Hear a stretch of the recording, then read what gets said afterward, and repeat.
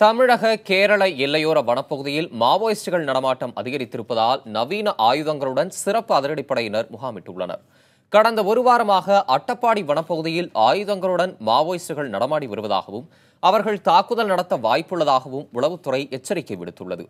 இதையடுத்து தமிழக கேரள எல்லையோரத்தில் மேட்டுப்பாளையம் வனப்பகுதியில் அமைந்துள்ள பில்லூர் அணையை சுற்றி துப்பாக்கி ஏந்திய காவல்துறையினர் குவிக்கப்பட்டுள்ளனர். இதேபோல் கேரள வனப்பகுதியை ஒட்டியுள்ள முள்ளி வனப்பகுதியில் அதிநவீன ஆயுதங்களுடன் சிறப்பு அதிரடிப்படையினர் முகாமிட்டுள்ளனர். கேரளாவில் இருந்து தமிழகத்திற்குள் நுழையும் அனைத்து வாகனங்களும் முழுமையான சோதனைக்கு பிறகே அனுமதிக்கப்படுகின்றன. மேலும் தேடப்படும் மாவோயிஸ்டுகளின் புகைப்படங்கள் அனைத்து சோதனைச் சாவடிகளிலும் ஒட்டப்பட்டுள்ளன. ஆனால் அட்டப்பாடி வனப்பகுதியை ஒட்டியுள்ள சோதனைச் சாவடிகளில் கண்காணிப்பு கேமராக்கள் பொருத்தப்படவில்லை என மக்கள் புகார் தெரிவித்துள்ளனர். புதிதாக நடமாடுபவர்கள், துப்பாக்கி ஏந்தியவர்கள், அவர்களுக்கு மலைவாழ் மக்களுக்கு ஏதாவது பணம் கொடுத்து அதன் மூலமாக அவர்களுடைய ஒத்துழைப்பை கேட்க நினைப்பவர்களுக்கு உடனடியாக எங்களுக்கு தகவல் சொல்லியிருக்கோம்.